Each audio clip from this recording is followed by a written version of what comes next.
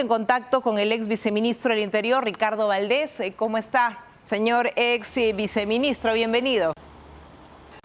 ¿Qué tal? ¿Cómo está, Patricia? Gracias por su tiempo. Buenas tardes. Bueno, buenas tardes, nos quedamos con el plan de seguridad del señor José Gerí, que nunca se logró presentar, conocer a detalle, básicamente unos cambios a nivel penitenciario que fueron muy incipientes. ¿Deberían tomarse o no en cuenta para saber si hay continuidad en las políticas por parte de este nuevo gobierno y también posible nuevo ministro del Interior? ¿Qué nos dice usted? Bueno, lo esperable es que este plan, que en principio ya tiene un buen tiempo en proceso y que a su vez ha sido presentado al CONASEC y discutido en el CONASEC, creo yo que sí tiene que ser de conocimiento público en primer lugar. En segundo lugar, creo que el nuevo premier, que es quien dirige el CONASEC, tiene no solamente la responsabilidad, sino el deber de retomarlo para plantear lo que se va a hacer en los siguientes 5 meses que tenemos de gobierno. No es mucho lo que se puede hacer en 5 meses, sobre todo si pensamos en medidas de largo plazo, pero sí es importante en estos 5 meses iniciar una serie de, digamos, proyectos de inversión pública, de reformas que podrían generar una mayor posibilidad de éxito para el gobierno que venga. Entonces sí hay cosas que se pueden hacer, pero lo primero es conocer aquello que trabajó el gobierno de Gerí para saber con qué nos quedamos y sobre todo en lo personal tengo una gran curiosidad por saber qué cosas es lo que han delimitado a nivel de indicadores, de responsables, a nivel de presupuesto para atender los planes de corto, mediano y largo plazo, ¿no? Eso creo que es lo central. Terminó el estado de emergencia y nunca hubo una ampliación. El señor Balcázar no se ha pronunciado al respecto, por lo tanto ya terminó esta etapa. No hemos tenido, sobre todo los ciudadanos, mayor repercusión en nuestro día a día en torno a estas implementaciones últimas. ¿Qué debe pasar con los estados de emergencia en adelante? Bueno, los estados de emergencia en realidad responden a una planificación previa. Eso no es lo que ha ocurrido en los gobiernos anteriores, me refiero a los gobiernos de Castillo, de Boluarte y de Gerí. Han sido básicamente reacciones, medidas políticas, pero no respondían a planes previos en donde ya se tenía por lo menos centrado a los grupos delincuenciales y se accedía a estos estados de emergencia para poder tener las facilidades de ingresar a los domicilios, capturarlos, evitar que puedan fugar, etcétera, ¿no? Porque hay mayor control territorial. No tiene sentido, lo hemos visto, no ha tenido éxito en la lucha contra la extorsión y el sicariato por 2 razones fundamentales. La primera es porque la extorsión corre por otras vías, corre por WhatsApp, corre por línea telefónica, no corre en las calles, la extorsión continúa. Y en el caso del sicariato, pues tienen absolutamente a su favor el factor sorpresa. Entonces, por esa razón es que el estado de emergencia no va a tener éxito más allá de lo que ya comenté. Es decir, si se tiene una investigación preliminar y se tiene centrado a los que se quiere capturar. De acuerdo. ¿Y no tenemos todavía algún conocimiento profundo respecto a las intenciones del señor Vicente Tiburcio, perdón, si quizás quiere mantenerse en el cargo, si es que se lo han propuesto o quizás prefiere no dar un paso al costado? ¿Usted cree que sería la persona idónea para tener continuidad en el sector? Yo creo que el presidente Balcázar lo anunció desde un principio. Él veía con mucha preocupación el tema de la seguridad. Comentó que estaba en evaluación precisamente el ministro del Interior. No me pareció que estuviese muy contento con el trabajo realizado por el ministro Tiburcio. Creo que sin lugar a dudas ese va a ser un sector donde se va a producir un cambio de todas maneras. En todo caso, lo que ha ocurrido en estos meses de gestión del señor Tiburcio y del gobierno de Gerí, pues no ha sido precisamente lo más positivo.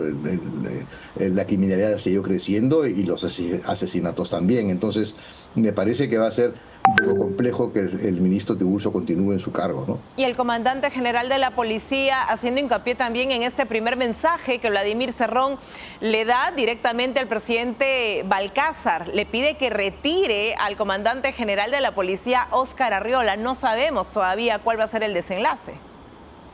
Bueno, creo que eso es bastante curioso, ¿no? Que tengamos a Cerrón con una interminable cantidad de meses y ser capturado. Creo que hay una responsabilidad bastante fuerte por parte de la Policía Nacional, que sin duda recae sobre su comandante general.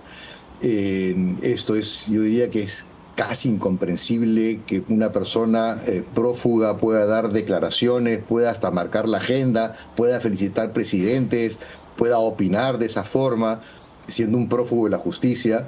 Y candidato a la presidencia de la República, que como bien mencionaba en lo que se refiere al jurado electoral y a la discusión que va a haber pronto, yo no creo que se presente el señor Cerrón, porque obviamente tendría que ser capturado de inmediato.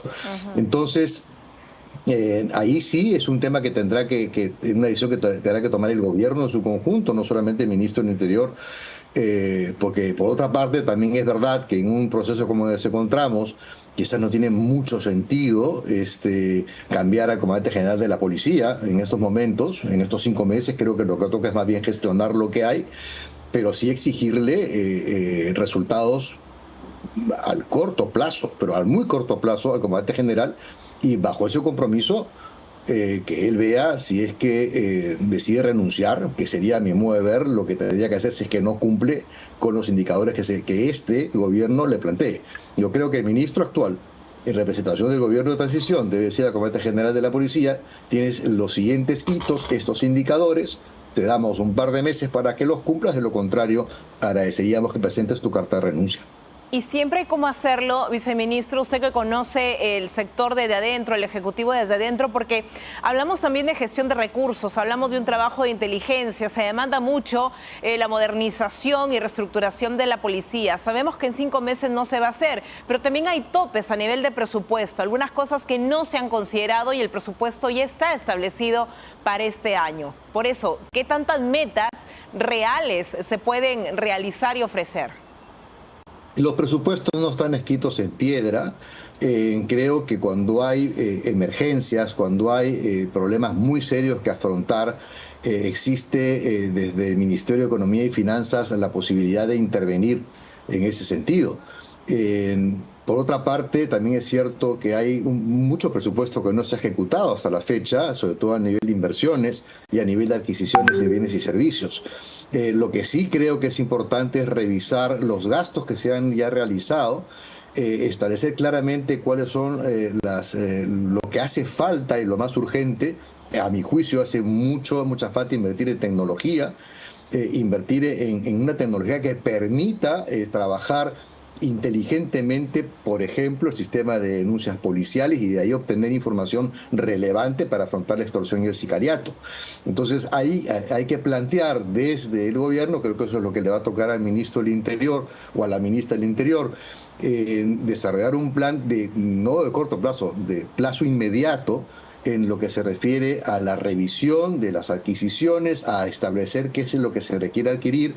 Yo ahí recomendaría comunicaciones y inteligencia informática para poder empezar ya a tener mayor claridad en el plan de operaciones, ¿no? que se quiere poner en práctica, sobre la base de información que se desprenda de los sistemas de denuncias.